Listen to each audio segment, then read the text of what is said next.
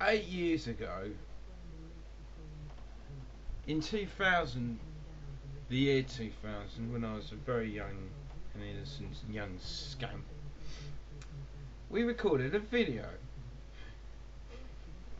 Now, this video was an affront on everything that is actually worthy about cinema. It is, if you will, the biggest disaster in celluloid terms since Kevin Costner's Waterworld. The funny thing is that film was actually alright. This one made no money and it was crap. It featured us. Now, I was a plucky young scamp, as I said, and simple farm hand boy. Actually, I never worked in a farm. I was unemployed then. Oh, for God's sake. And hang on. Let me just sort this door out.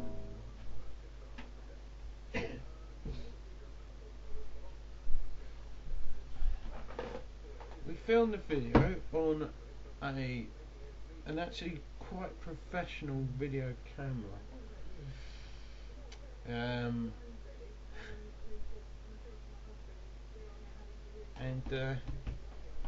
basically what actually transpired after that was a disaster, basically. I had very short hair and it was about this length. I looked so different, it's unbelievable. Watching it back, then seeing me on this webcam, the contrast is unbelievable. I actually probably look younger now than I did then, even though I got longer hair. But I look totally different. It's weird. Everyone else, I mean, Bulb looks pretty much the same she does now. She hasn't aged. She hasn't aged in the slightest. I look like a freak. I've got short curly hair, and it's like another person. I remember being like that, and I remember thinking, oh dear, oh dear, oh dear, I could not stand to look at myself. Looking back, I don't actually look that bad. I look like, I suppose, like one of the young ones. Well, in a weird sort of way, anyway, just sort of battered. And I was doing constant quotations, and I tried to do some acting in this video. I'll try and resurrect that for you now. I was a fan, me and Bob were, of the show Gormenghast, which featured Jonathan Rhys-Meyers. Basically, he shouts a lot, like that, and there was one brilliant scene where he says this. Yeah, he says, as a matter of fact, I don't think I will. Mr. Secretary Barkentine, asswipe shitlicker, sir. Doing that now, it totally feels different. It feels like somebody else is doing the scene, because I'm not the same person I was. I'm wearing fucking sunglasses indoors in this video.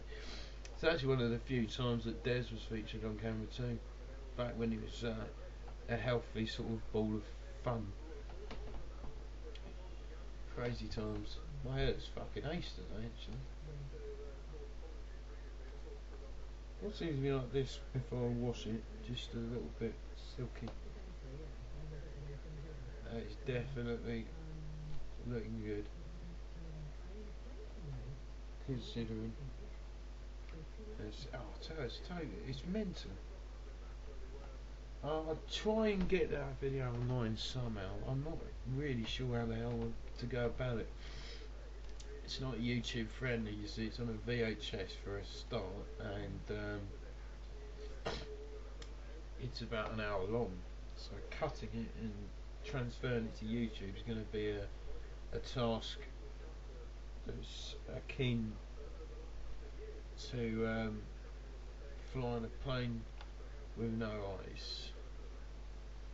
I suppose you could do it with braille controls or something. I don't know. Don't really matter, does it? Really? I'll show you it. Sorry. Christ! Yeah, but so much has changed in 8 years. It's unbelievable. I was frankly bored, and that filming that video probably was a distraction from being unemployed, I suppose.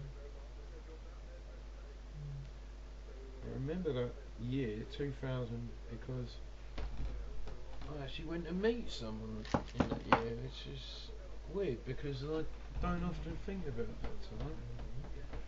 But I did. I went to meet someone in London, and well, this was not the same one that you all know about. Nothing happened.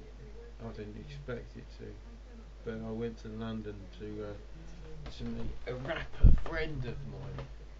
Don't laugh. I had a friend, you see, who I met online, and she was a rapper in a band called Realm of the Unseen. Ugh, fucking skin's terrible today. It's crap. And yeah, I went out to London. It was sweltering. That wasn't a good memory of London. It was a terrible one because it was an absolute disaster. I got incredibly drunk on an engagement party. It was it was in one of those bloody political pubs. I think they were down near Covent Garden, or was it? I don't know. I can't remember.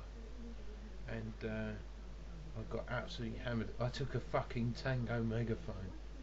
Do you remember these? These were megaphones that were orange, and you could get them by sending off tokens from fucking Tango cans. So I got one of them, was shouting at people I didn't know through a Tango megaphone, basically trying to be more extroverted than I actually was at the time. Disastrous. I don't speak to Sorrel now. I don't really think we have much in common, and I'm not particularly unhappy about that situation. I still got actually the album they do, which is brilliant. But yeah, a lot changed.